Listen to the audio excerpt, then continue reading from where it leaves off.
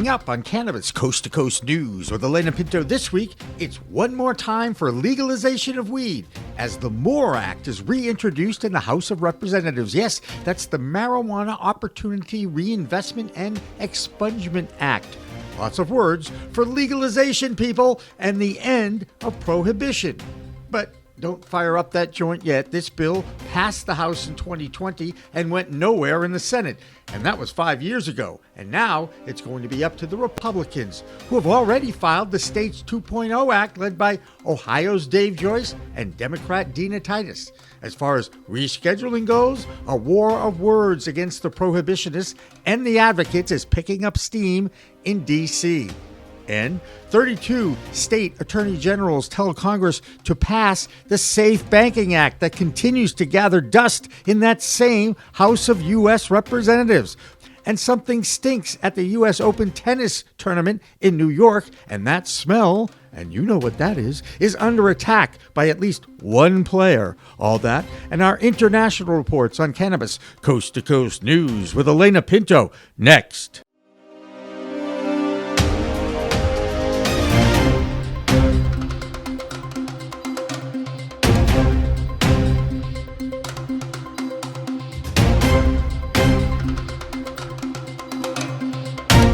Hi, everyone. Welcome to Cannabis Coast to Coast News, WPCM-TV's weekly roundup of the fight to end cannabis prohibition in this country and around the world. I'm Alaina Pinto.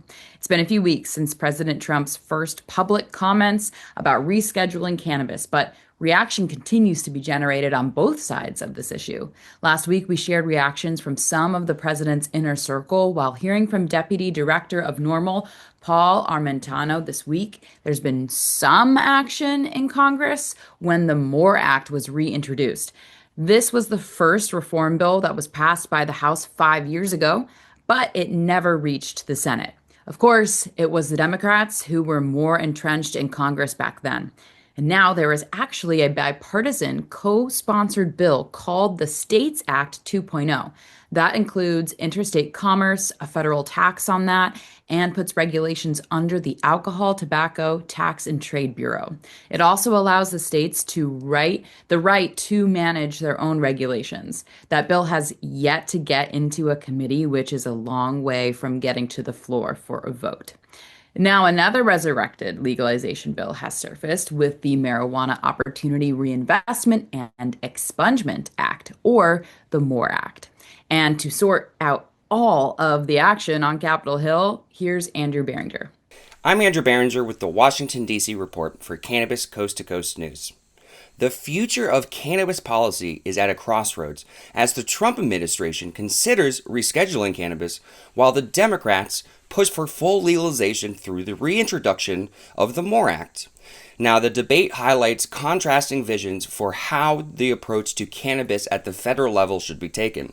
Led by Representative Gerald Nadler, the M.O.R.E Act aims to remove cannabis from the federal controlled substance list completely, allowing states to decide on legalization. It would impose a federal tax, create expungement programs for past convicts, and fund community service, small businesses, and research. Now, supporters argue that this is a pivotal move toward justice, economic growth, and social justice. However, opponents, including some GOP lawmakers, are raising strong concerns. Recently, 9 Republican legislators led by Representative Pete Sessions opposed the Biden administration's proposal to reclassify cannabis from a Schedule I to a Schedule III, calling it corrupt and flawed. They warn it could benefit illegal cartels, including Chinese drug trafficking organizations, and lead to increased youth usage and health risks like schizophrenia and psychosis. Now, critics also argue that rescheduling undermines the scientific evidence and could flood streets with more drugs posing safety risks, especially to children. They say the move is driven by special interests rather than the public's health considerations. Now, despite this legislative hurdle, advocates say passing the M.O.R.E Act is essential for creating a fair, equitable, and just cannabis policy. Now, meanwhile, opponents continue to warn of dangerous consequences. Now, this debate over federal cannabis policy remains fierce as both sides advocate for the vision and the future of the industry. Well, that's the Washington, D.C. report. I'm Andrew Behringer reporting for Cannabis Coast to Coast News. Many DC-based lobby groups are galvanizing their supporters with templated petitions to Congress and to President Trump to reschedule cannabis to Schedule 3 or flat out deregulation. The Drug Policy Alliance is also gathering electronic signatures for their initiative to reschedule cannabis to Schedule 3 of the Controlled Substances Act. That move does not go far enough for the DPA, who want it legalized. Kat Parker, one of their principals, shared this quote. If his administration instead moves marijuana to Schedule 3, it would still be criminalized under federal law. People will continue to be arrested for possession, while Schedule 3 may ease tax burdens for marijuana businesses. That change alone doesn't address the bigger issue that ordinary people will continue to face punishment for marijuana while large corporations profit. End quote. That distinction between the multi-state operators and the licensed, legal, smaller craft growers is a division in the industry that needs to be addressed. This past week, executive producer Jimmy Young talked with two of the organizers for MJBiz Con, the world's largest cannabis trade show that is scheduled for the first week in December in Las Vegas. Here's Jimmy with Emilee Lewis and Harrison Raide. Usually this is a one-on-one segment, but this time we have two distinguished guests from the largest, biggest day in the cannabis industry every year is MJBiz Con in Las Vegas. I'm pretty sure it's still the biggest convention in the cannabis industry every year. And Emilee Lewis is with us, and she is I think she's still the Senior VP of Strategy for MJBiz Con. Am I accurate with that, Emilee? Yes. Senior Vice President and Brand Leader. Yep. There you go. And you've brought along your partnership guy, right? This is Harrison Raide, right? Harrison. Harrison's my number one. He's not just my partnership guy. He's my number one. He's who you should know at MJBiz for sure. Well, it's an honor for you to introduce me to him. Now, Harrison, you get to talk and tell us, what do you do there? I am Emilee's partner. We spend about 12 hours a day together on camera, just like this. I am the Vice President of Sales and Partnerships, looking over mostly the trade show floor. I come from a decade of music industry. It's all about culture, all about bringing the tribes together, and that's what we're looking to do at MJBiz Con. How can we get the industry to come together and show more respect for everybody? Because guess what? In the first 5, 6, 7 years, most people have lost more money than they've made. So it's not about the pie anymore. It's about being able to keep it ripe and edible so that we can enjoy it, because eventually it's going to happen. We're going to see normalization. We're going to see legalization. It's going to take time. But how do we get away from the craft growers pointing the fingers at the MSOs and that sort of thing? You put a wolf pack together and you starve them for long enough, they turn on each other. Right. And that is what has happened in our industry. Our industry, taxes keep going up. Regulation still fails to pass. Business gets tougher and tougher every year. So you have an entire group that is starved. Right. And with business and regulations and laws and taxes and everything getting tougher and tougher, it's natural. It's the law of nature that the industry does turn on each other. So, I don't want to villainize the industry, but we do have a problem, 100%. And, I think one of the things that MJBiz is trying to do is bring people together, maybe that we wouldn't have even considered working with or partnering with, because maybe, people would have said, hey, you guys are actually competitors. You guys actually do the same thing. But, we actually could work together to connect the dots to make both of our businesses, better, and to create more ways for the industry to learn and grow and get what they need to help their business. So I think we have to lead by example. I don't think that telling someone not to villainize the other person, I can go, yell at someone in the hemp side all day long or yell at someone on the cannabis side and say, you guys shouldn't be doing that. You have to show. Words are only words. So that's one thing that Harrison and I are really adamant about, and the whole of the MJBiz team, is that we have to pave the way. We have to show by example. And I think, again, you'll see some of that in the way that MJBiz is evolving and the partners that we're bringing in.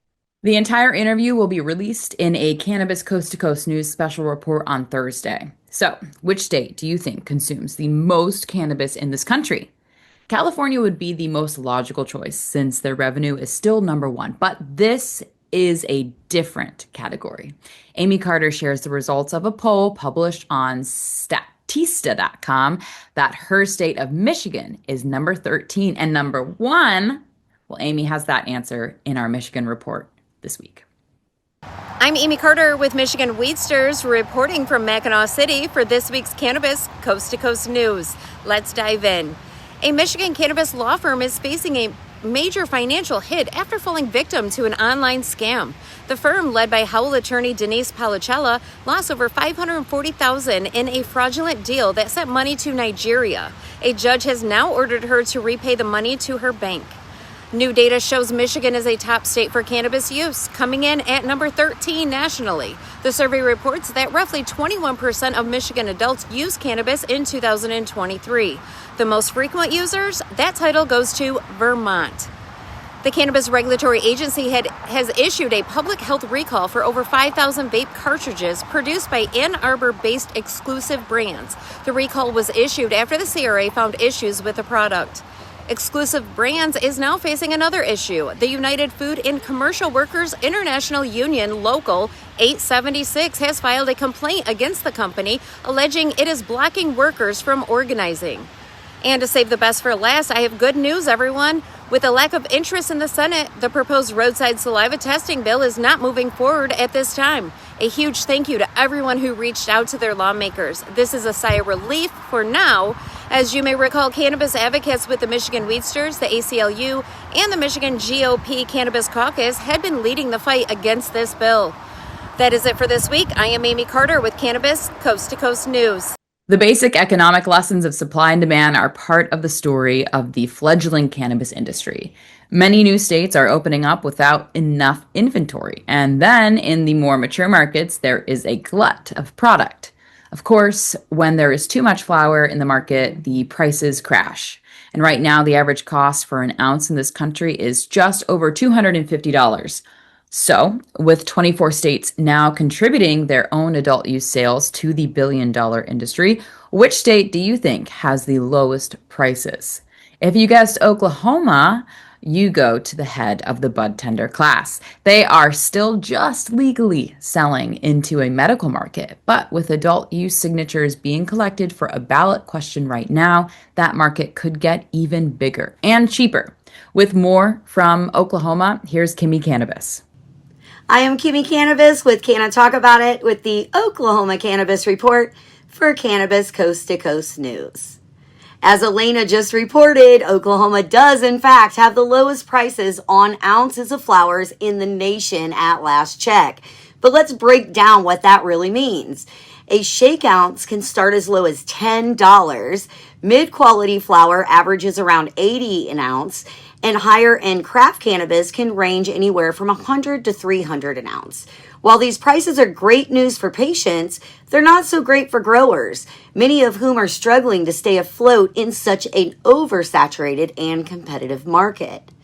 Next, big good news from Okie Wonderland. Owner Alan Suleiman has officially been cleared after a long, difficult battle with the Oklahoma Bureau of Narcotics. All charges and license revocations have been dismissed. Alan claimed in a public social media statement that he endured months of rumors, negativity, and false accusations, but stood firm, provided evidence, and was ultimately vindicated. He emphasized that his company pays all state taxes, vendor bills, and operates above board. His message to the industry: the cannabis community should come together, not tear each other apart. And with new plans ahead, he says Okie Wonderland is just getting started. Finally, mark your calendars. Can I Talk About It will be broadcasting live on Saturday at 11 a.m. during Harvest Fest weekend in Spavinaw, Oklahoma, September 4th through the 6th. This is an adult event where we feature music, food, vendors, entertainment, camping, and community. That's it for the Oklahoma Cannabis Report. Peace, love, and all that good stuff. While Oklahoma probably has a good chance of getting those signatures for the adult use initiative, Florida just won't give up trying.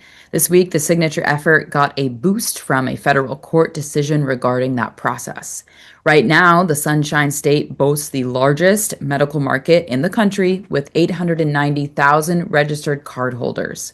In the fall presidential election, the Smart and Safe Florida group got 56% of the yes votes, and they still needed more. One vote even came from President Trump. That probably offset that state's Governor Ron DeSantis's no vote. But unfortunately, Smart and Safe Florida failed to get the required 60% of the vote to make the ballot results a law, something their Governor Ron DeSantis did not want. In fact, it was a law that DeSantis got passed this year that the federal judge ruled this week the state cannot stop the signature gathering activity. The judge ruled that DeSantis's law forced citizens to, quote, choose between curtailing their First Amendment rights or risk invalidation of verified petitions, crippling civil penalties, and further enforcement actions, unquote. DeSantis has tried many times to delay and thwart the pro-cannabis ballot initiatives by citizens.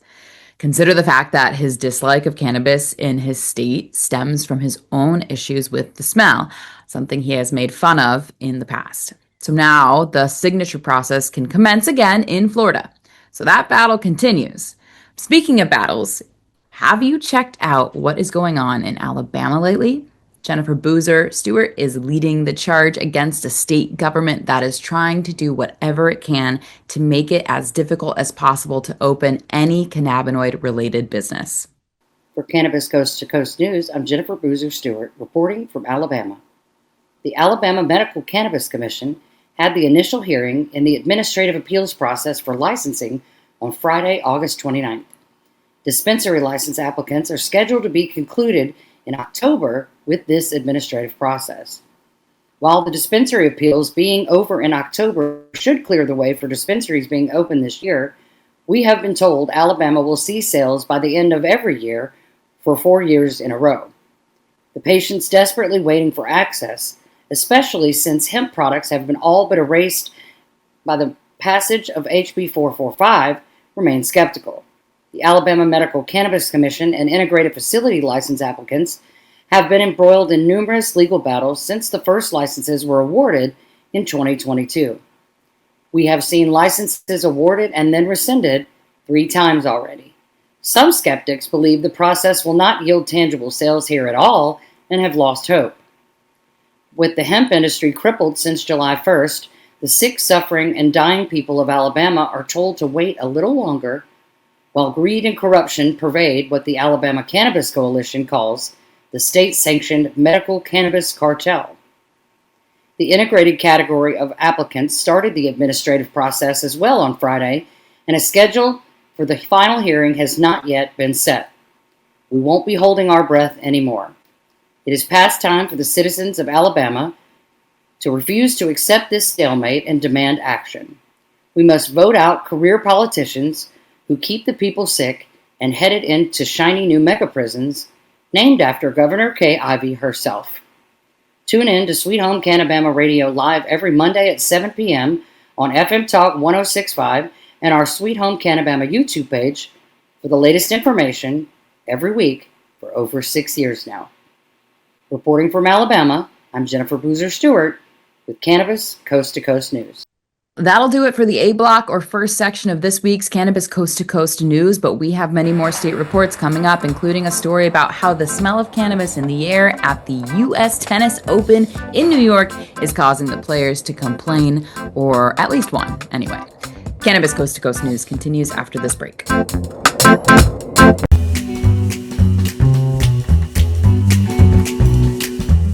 Your cannabis business could be overpaying by hundreds of thousands of dollars in federal income taxes because of one simple assumption that you're making about your accountant. A dispensary owner in Colorado called me frustrated as hell. He'd been working with the same accountant for 3 years.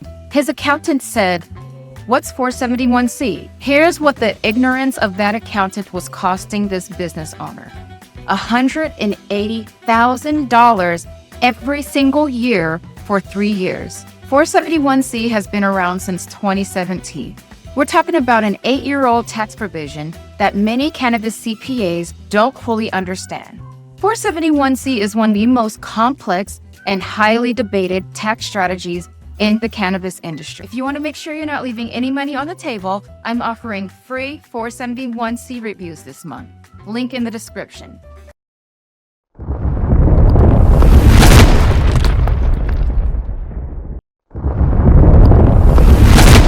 Accounting Buds has grown into Buds Group, the same award-winning quality, now with more service offerings. Buds Group, your best buds in the biz.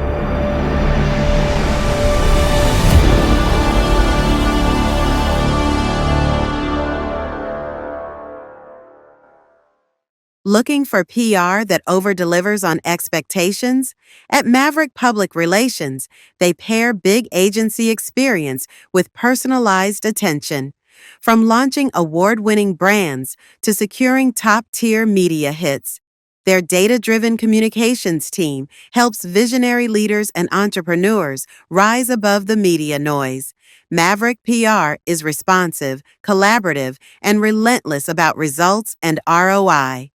Visit themaverickpr.com and make headlines together.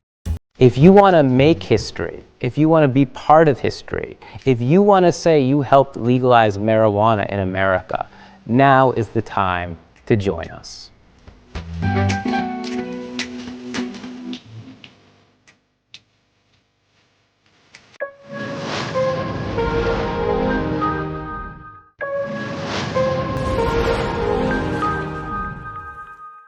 Welcome back to Cannabis Coast to Coast News. This is the B Block, and I'm Alaina Pinto. This is our international block of reports this week. Soon, our coverage of the international scene will be part of a new show designated to cover everything from all over the world. So if you have any ideas for the name of that show, you can share them with us at info@procannabismedia.com. We start with our coverage from outside the United States with the editor of the Business of Cannabis, Ben Stevens, with the European report. Then Dave Barton reports from the UK, and of course, Debi Facey in Canada. I'm Ben Stevens, the editor of Business of Cannabis, with this week's report from Europe for Cannabis Coast to Coast News. The UK's long-running project to regulate CBD products has just taken a major step forward.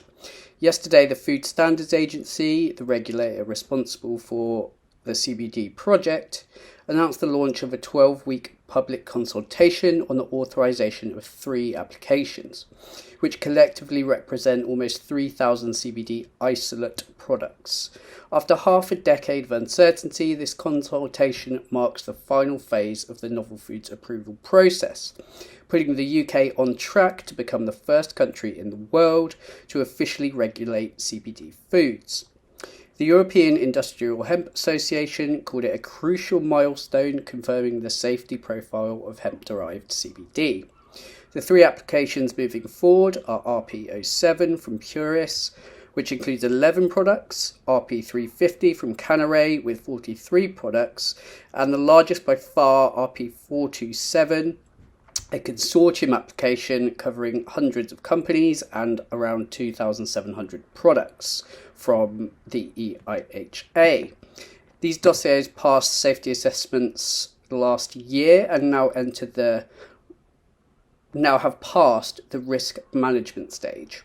Chanel McCoy, the founder of her namesake brand that owns Puris, said the progress is the result of a decade of investment in safety studies, adding that the FSA has set a new global standard for CBD regulation.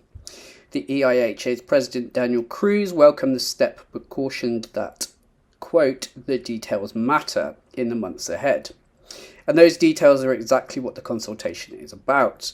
Over the next 3 months, stakeholders will weigh in on key issues, from the proposed 10 milligram daily intake limit, which severely restricts the amount of products that can be passed, to labelling requirements, THC thresholds, and the scope of products eligible for approval. The EIHA called the consultation period key to ensuring the final framework is both viable for businesses and safe for consumers.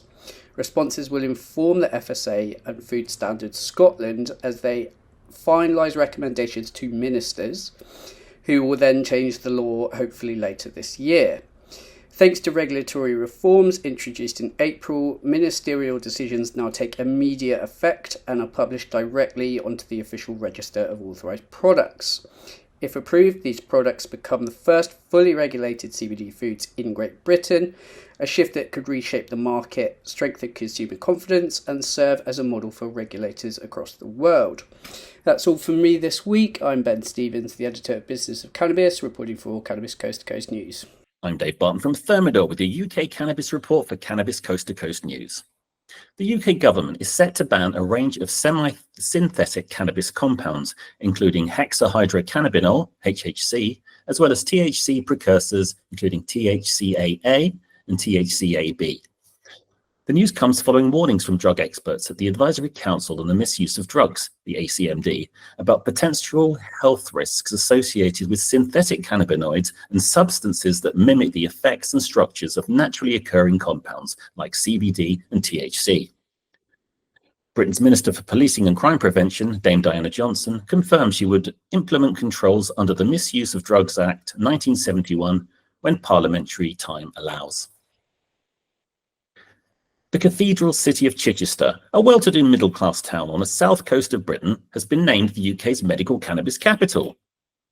Better known as the hometown of astronaut Tim Peake and for its festival theatre, according to a report from Relief Clinic, Chichester has more patients prescribed cannabis-based medicines than any other city in the country when measured against relative population size. Chichester is also one of the most expensive places to live in Britain, which may also indicate a cost barrier for many medical cannabis patients in other parts of the country.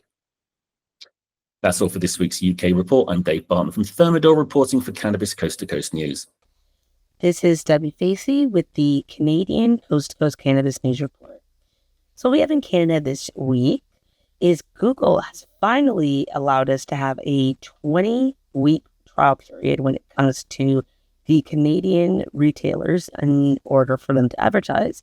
This is not only going to be a bonus for us Canadians, but it's also going to be a bonus for everyone else due to the fact that now you'll be able to see kind of what our products are here in Canada and how we operate.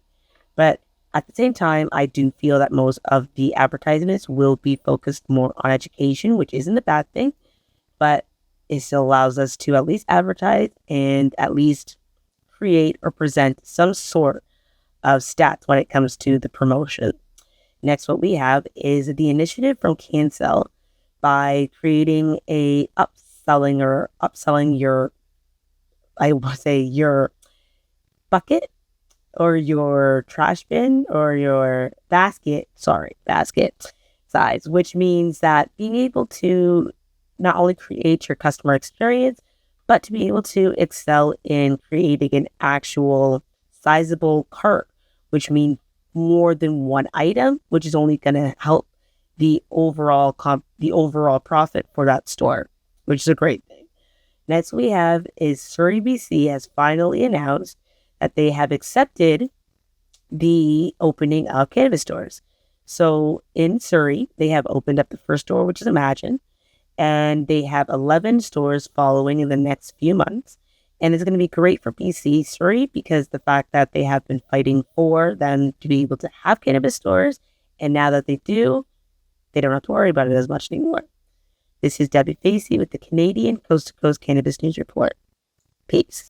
Usually when we talk about issues with hemp, the focus is on Texas. Well, now there is confusion with a New England state. This week, a group of farmers from Connecticut has filed a federal lawsuit against their state.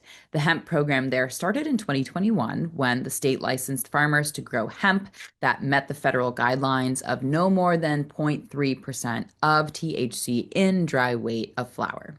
Then in 2024, their governor, Ned Lamont, signed a law that redefined the amount of THC in the product to make it more restrictive than the federal regulations. As you might expect, hemp licenses are now down 80% in that state. Connecticut is a legal adult use state, and now the licensed hemp farmers are stuck with crops that are classified as cannabis according to these new state rules. The farmers can't sell it since they don't have a license, a process that can take years, and capital that they just don't have. This is just another example of the mess the federal government created when they legalized the cannabis sativa plant with the 2018 Farm Bill and defined hemp with that 0.3% designation. There is now confusion in every state that has any program dealing with the legal, overregulated, and overtaxed cannabis industry and the hemp industry, which is underregulated. And this is why we are lucky to have a designated hemp reporter, Kerry Hinkle, who is in the business and has been involved with policy in Washington, D.C. for years. Here's Kerry's hemp report for this week. This is Kerry Hinkle with Bayou City Hemp out of Houston, Texas, and I am back again with a hemp report for Cannabis Coast to Coast News. This week, right before Labor Day, we turn our attentions on hemp policy to the federal level, where Congressman Morgan Griffith of Virginia has released a discussion draft bill that would implement some much-needed guidelines and regulations of hemp extracts at the federal level. Now, it's important to note this is a discussion draft, and so it's not been formally introduced. It does not have a bill number or has been seeking other additional co-sponsors. The discussion draft is meant to be circulated to industry and political stakeholders to serve as a starting point in the conversation. And so there's a lot of things to like on this bill. There's guidelines and regulations on labeling and what you can and can't say on a package, do not appeal to children, all things that the industry very much supports. But there's a key difference in this bill in that it would establish a commission to come up with what types of THC limits would be allowed in hemp products from the federal level. And it's interesting that it would be an 18-person panel. 10 of them would come from the FDA and the scientific community. And so the majority shares of the voting rights in this committee would come from the scientific community that would not necessarily have any expertise in the hemp, cannabis, cannabinoid science. And so the really important distinction for the hemp community right now in this discussion draft is that if this committee, after 3 years, does not come up with a recommendation on THC limits, then it would trigger at 0.2 milligrams of THC per serving and 1 milligram of THC per package. And if this trigger language happened, what would that happen to states that have already codified hemp THC regulations that are higher than those really limited milligram limits? Is another thing that those in the hemp community, especially on the law side of things, are grappling with. Are states' rights going to be infringed here by this really small milligram limit of THC should and if this bill pass and make its way into law? So now the promising thing is it's in opposition to a complete ban that other politicians like Mary Miller from Illinois and Andy Harris from Maryland have proposed. And so it is a step in the right direction. Again, we're promised that it's a discussion draft, and so we're encouraged by the fact that this is a starting point, and hopefully after our trip, I'll be in D.C. next week. So hopefully after conversations with stakeholders like ourselves, we can educate on the need for higher THC limits and work through some of the nuances. So positive news for once out of Capitol Hill as it relates to hemp, but some key important factors to still work through. So again, I am Kerry Hinkle with Bayou City Hemp out of Houston, Texas, and I will see you again next week with another hemp report for Cannabis Coast to Coast News. We'll see you then.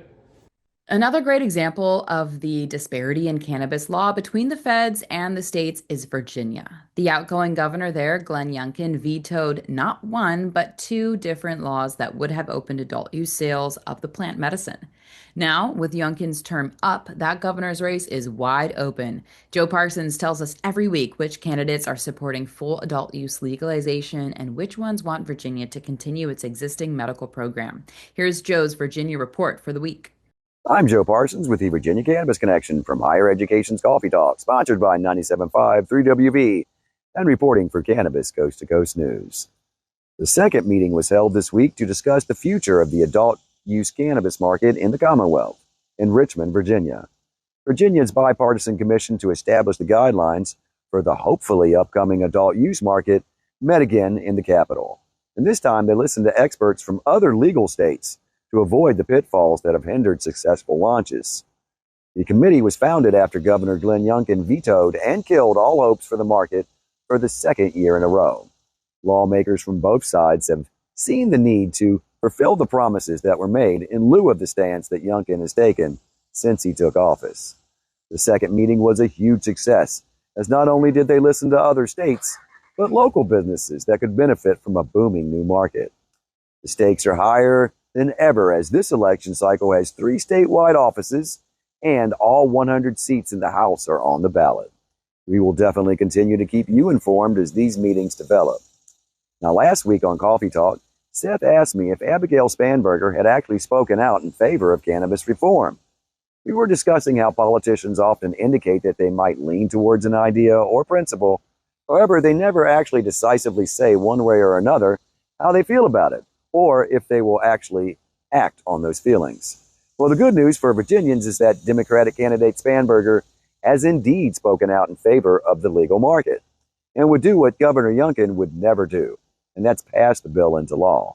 She said in an interview with the Mercury that, "I support a legal marketplace for cannabis," going on to say that, "I want to ensure that it is fully regulated, people know what they're buying, and that revenues go towards education." With the election less than 3 months away, her opponent, Winston Earl Sears, has not even attempted to discuss her views, other than to say that she agrees with the opinion of her current boss, Glenn Youngkin. So, we know what that says about the cannabis industry if she wins. As of this recording, Spanberger has a considerable lead in the Virginia polls, according to early polling data. I'd also like to give a shout out to Dave Barton, that's WPCM-TV's own British correspondent, for being on Coffee Talk for this week. So thanks, Dave. That's going to do it for this week from Higher Education's Coffee Talk, sponsored by 97.5 3WV in Charlottesville, and reporting for Cannabis Coast to Coast News. I'm Joe Parsons. Until next time, stay lifted. We welcome back Karen Black as our Arizona correspondent this week. She has a story of continued growth for some operators in her state, including one company that can output 30,000 gummies in a day. Here's Karen in Arizona. I'm Karen Black from Greenfinger Consulting with the Arizona Cannabis Report for Cannabis Coast to Coast News. First up, Copper State Farms, a vertically integrated single-state operator here in Arizona, just opened a massive new production kitchen in Tempe that can churn out 30,000 gummies in a day. The expansion shows the company's optimism despite declining sales across the state. Copper State is the parent company of Soulflower, which has 9 dispensaries across Phoenix and Tucson. It seems the company is doubling down on efficiency and automation as the market gets more competitive. Meanwhile, Washington-based vape brand M.Fused has partnered with Arizona's Flow Distribution to expand into nearly 3/4 of the state's dispensaries. It's another sign brands are adjusting their strategies as Arizona's once booming cannabis market matures and prices continue to drop. But it's not just legal cannabis making news. Scottsdale police recently made a major drug bust in the heart of its downtown tourist district, arresting 2 men and seizing $34,000 worth of illegal drugs. Officers found cocaine, ketamine, meth, MDMA, Xanax, and some synthetic drugs during the operation in Old Town Scottsdale, which is an area packed with bars, nightclubs, and visitors from around the world. Police say one suspect was a major supplier of cocaine and club drugs in the area. They also recovered $45,000 in cash and 3 illegal firearms. The bust highlights the ongoing challenge law enforcement faces as both legal and illegal drug markets operate side by side in entertainment districts in Arizona. While licensed dispensaries work to expand their reach, authorities continue cracking down on unlicensed sales that put locals and tourists at risk. That's all for this week's Arizona Report. I'm Karen Black from Greenfinger Consulting reporting for Cannabis Coast to Coast News. One state that is trying to do the right thing when it comes to regulating the entire cannabis sativa plant is Missouri. However, trying to streamline that effort with a single set of regulations has both sides of the plant fighting against each other. The same thing is happening right now in Texas with a fledgling medical program pitched against a thriving hemp market. Missourians for a Single Market has only raised $6,000 for their ballot initiative for the 2026 elections, and getting traction from either side of this issue has been difficult. What's amazing to many is that this is the same plant that the federal government defined legal by limiting the intoxicating cannabinoid THC to 0.3%. And now, with two viable billion-dollar industries pointing the finger at one another, is causing a divide with more confusion for citizens and law enforcement. This all could have been avoided if the FDA had stepped in right after the Farm Bill of 2018 was passed and set regulations like they were supposed to do, but instead they did not do that. In the meantime, a new state entering this arena is Minnesota, and Alysha Bellamy is right in the middle of the educational and licensing process. Here's her report for the week. I'm Alysha Bellamy for Cannabis Coast to Coast News. I'm also a proud member of the Minnesota Cannabis College and the founder of Herbs and Herbs. Today we're going to be talking about the grant programs that DEED has awarded. They awarded $3.6 million. We have the Can Navigate program, which is a grant that helps with regulatory and legal and technical support. Then we have the Can Startup, which is a grant that helps nonprofit organizations fund micro businesses. Then we also have the Can Train grant, which our organization, Minnesota Cannabis College, received $250,000. And that is to help people enter the cannabis industry. More news is that Minnesota is being sued again by home growers. There's a provision in our state's constitution that says that marijuana should be treated like any other produce. So if you're a gardener, a farmer, or a home grower, you should have the same provisions to be able to sell what you've grown and bring it to market. That does it for this edition of Cannabis Coast to Coast News. I'm Alysha Bellamy. That'll do it for the B block, but we have one more section coming up, and in that final section of the show, the saga of the sheriff from Suffolk County in Massachusetts. Stephen Tompkins was in federal court last week facing extortion and fraud charges. Cannabis Coast to Coast News continues after this break.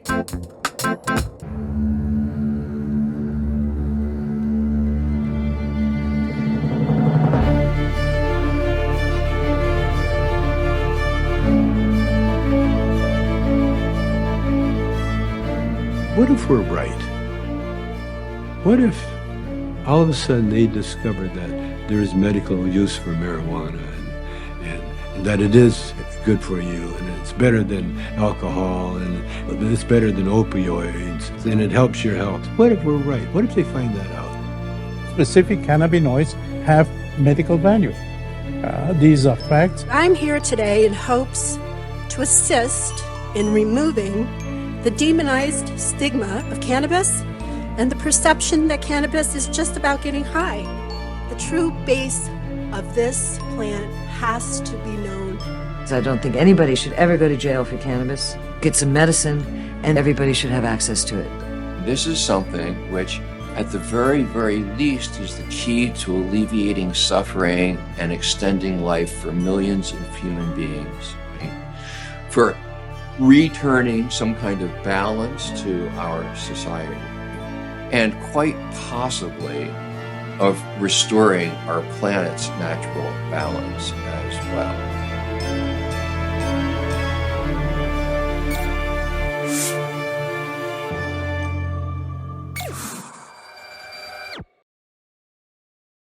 I'm Joe Parsons from WPCM-TV's Cannabis Coast to Coast News with a special announcement from Patients At a Time.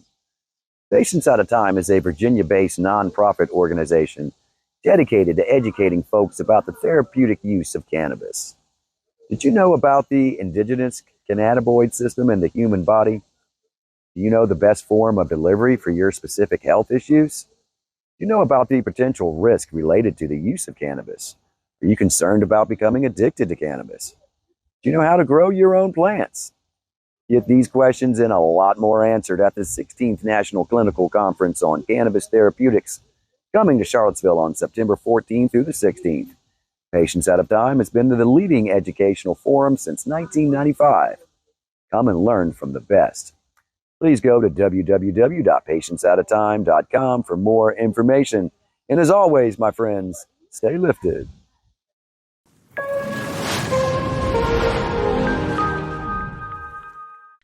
Welcome back to Cannabis Coast to Coast News. This is the C Block, and I'm Alaina Pinto. You probably think that Boston is the largest and oldest city in New England, but if you know your history, it was Plymouth, Massachusetts that has the distinction of being one of the oldest cities in the new America. And now, 250 years later, Boston is in the news again, this time for the actions of Stephen Tompkins, the Suffolk County Sheriff who entered a not guilty plea on extortion charges in federal court this week. He had made an early stage investment with MSO Ascend Wellness, and when that company ran into financial trouble, Tompkins tried to get his money back and was denied, of course. This week, to no one's surprise, he resigned from his position as Suffolk County Sheriff in Boston. Here's the Bay State Report with Curtis Emery. My name's Curtis Emery, a bud tender from Resonate in Worcester, Massachusetts, with the Bay State Report for Cannabis Coast to Coast News. In a continuing story here out of Massachusetts, Suffolk County Sheriff Stephen Tompkins has seen his day in court for 2 federal charges that were brought against him this summer. Tompkins, who was arrested this month in Florida based on extortion charges here in Massachusetts, had paid his $200,000 bail, made it back to Mass, and is now appearing in court to fight these charges. Of the charges, Tompkins is pleading not guilty. The charges allege that Tompkins used his position to extort $50,000 out of a local Massachusetts cannabis company. That cannabis company is Ascend Wellness.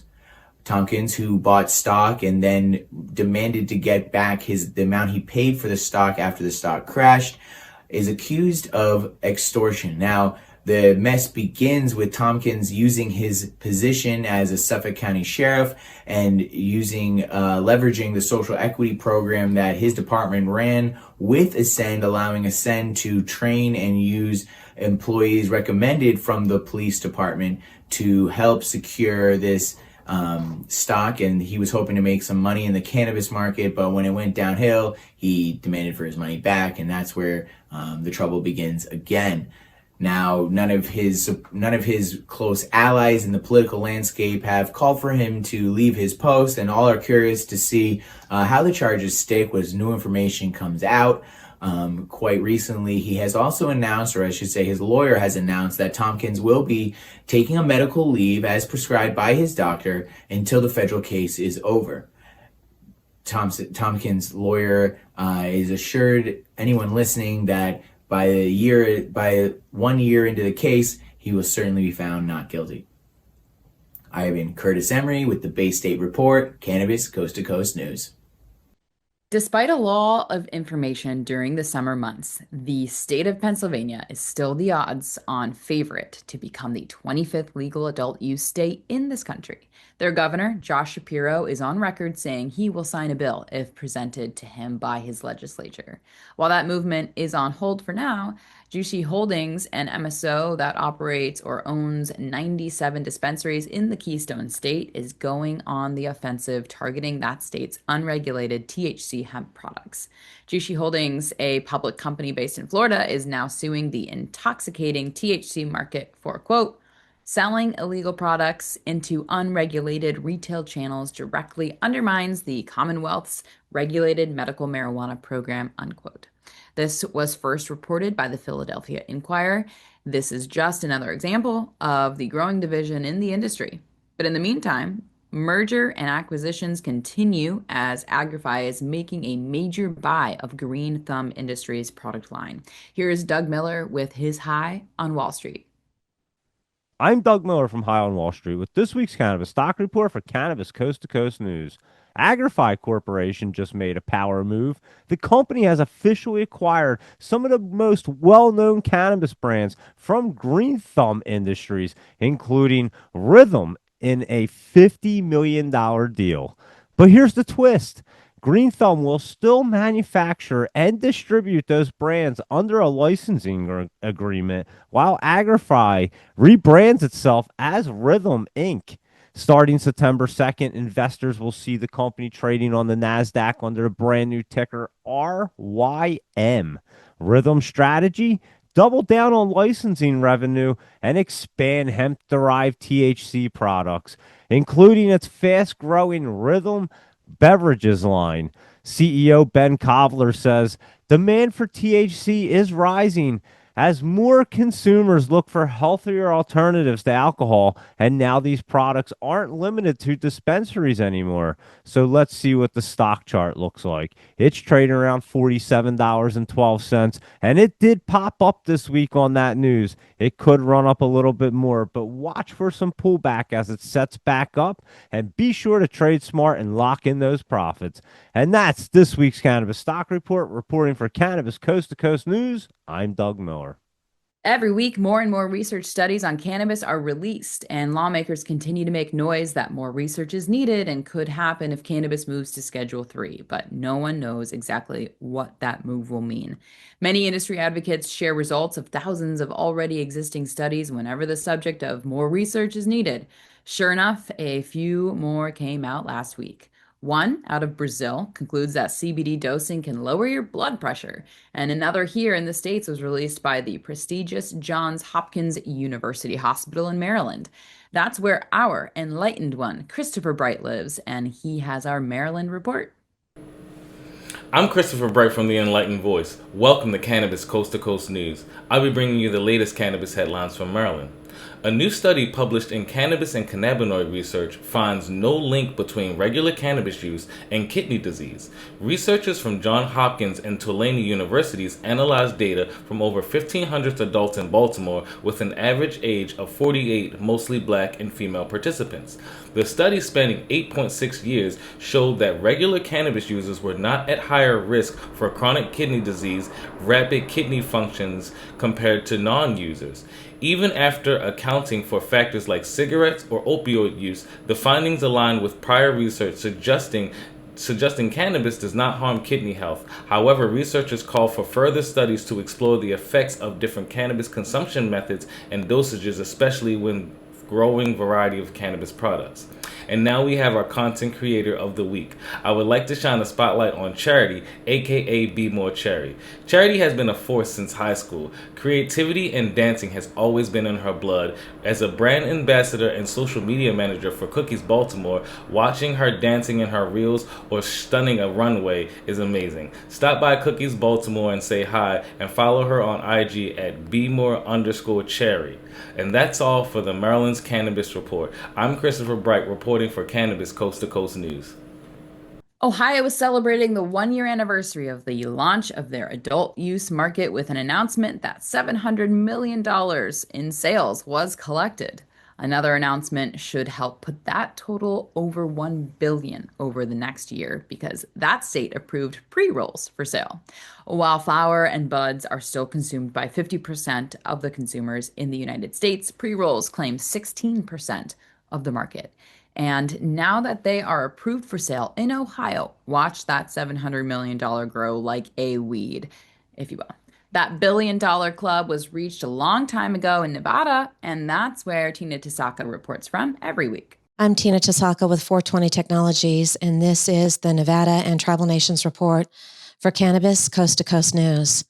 The first indigenous cannabis producer has partnered with Cookies in New York.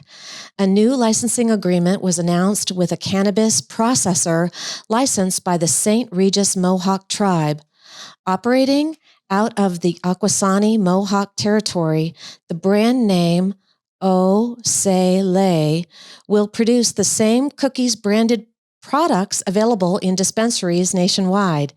These products are now available on New York State tribal territories, and customers can confirm legitimacy by checking for the Cookies authenticity sticker on packaging. Cookies highlighted that the name means fire in the Mohawk language and has proven to be a strong partner to help meet demand in the growing New York tribal market.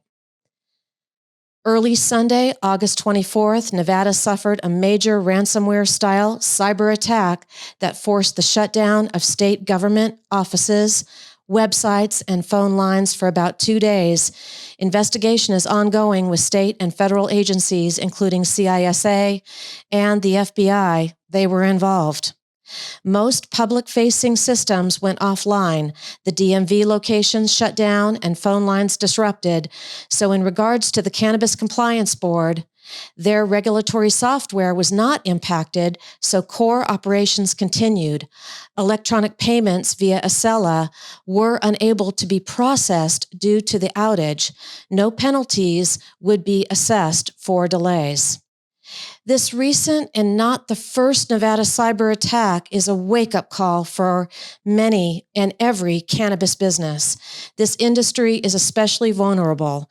Heavy regulation, reliance on digital compliance systems, and large volumes of sensitive customer and financial data make cannabis companies prime targets for hackers. Bottom line, cyber criminals are evolving rapidly. Vigilance and proactive security are the only way to protect your cannabis licensing, your customers, and your future. That's it for the Nevada highlights and tribal nations. I'm Tina Tasaka with 420 Technologies and Cannabis Coast to Coast News. One of the most respected trade shows that has grown its influence here on the East Coast is NECANN, the New England Cannabis Convention. They have expanded from its roots here in Massachusetts and operate at least 6 events now. And this upcoming weekend, they are in Atlantic City, New Jersey. That's been a regular stop on NECANN Traveling Party for years now. And this week, they will have their regular variety of speakers and parties. And now that consumption lounges are open and operational, you know this Friday and Saturday, the 5th and 6th, will be networking party on the boardwalk in Atlantic City. With more from the Garden State, here's Jill Goldsberry. Jersey Cannabis reporter Jill Goldsberry here for you with the Cannabis Coast to Coast News New Jersey report. And as we roll into fall, the calendars are starting to get full. This week, the whole industry is gearing up for the NECANN Atlantic City event, which I'm hearing there are quite a few things that you're going to want to check out, including the Women's Blunt Brunch and the Cannabis Cup of Champions and the View opening night reception, all on Friday, September 5th. And New Jersey is leading the industry with upcoming events for the cannabis industry, including right now what's going on, the Best in Grass competition that's going on from now till September 28th. This is a competition for the consumer. So you literally, all you need to do is go to your participating dispensaries and get the Best in Grass kit, and you are part of the competition, and you are part of the judging community for Best in Grass. Also, we have the Best in Consumer Cannabis Business event coming up on October 15th. So these are some things you might want to look out for as New Jersey is leading in industry events for the cannabis business industry. I'm Jill Goldsberry with the Coast to Coast Cannabis News report for New Jersey. And finally today, did you happen to see the South Park episode this past week? I did not, but it was all about the reclassification of cannabis. I'll have to watch it. The satirical animated series originated in Colorado in 2012, the same year that state legalized adult use. But the show creators have displayed a pro-cannabis slant in their humor for all 27 seasons. And Trey Parker and Matt Stone are the creators who have won dozens of industry awards. But this past season, they are feasting on the political reality of President Trump's second term. In season 27, episode 3, one of the characters that boasts about the show's Integrity Farms brand complains that ICE raided his grow facility and took all of his workers. Obviously, a satirical look at the serious raid at Glass House Farms, California, over a month ago. But South Park is just another example of normalization coming to comedy using cannabis as the vehicle. All comedic creators can thank Cheech and Chong for that one. Still, the pioneers of the first pro-cannabis creators. That will do it, though, for this week's Cannabis Coast to Coast News. I'm Alaina Pinto. Remember, it's a whole new world of weed out there. Consume it responsibly, and we'll see you next week. I think I messed up. Did you know there's a place that covers all the cannabis news you need? Pro Cannabis Media is now WPCM-TV, your go-to website for things cannabis. WPCM-TV is the CNBC of weed, bringing you the latest news you need. Amie Carter. This week, she reports from inside the State House in Lansing. I'm Amie Carter from Michigan Weedsters with this week's Michigan Report for Cannabis Coast to Coast News and talk shows about all things cannabis. Well, thank you, and thank you for all you're doing to get the word out. Like, this show is so important. It all started back in 2018 when Emmy award-winning talk show host Jimmy Young kicked it off with the In the Weeds podcast. That it's not just any generic paper towel. You do have a brand that you use, right? Yeah, we live or die by the bounty. I mean... The quicker picker-upper! I love that! His mission? Building an army of multimedia journalists and podcast hosts who are documenting the fight to end cannabis prohibition in this country and around the world. Fast forward to today, and we've got the nation's only weekly cannabis coast-to-coast news program with Alaina Pinto. Hi, everyone. Welcome to this week's Cannabis Coast to Coast News, WPCM-TV's weekly production of the fight to end cannabis prohibition in this country and around the world. I'm Alaina Pinto. Delivering the nation's only TV news-style program. Since June 2021, WPCM-TV has racked up over 1.3 million views with 17 million impressions and picked up over 16,000 subscribers on YouTube alone. Now we even have our own app. For more information, contact the team at WPCMTV.com.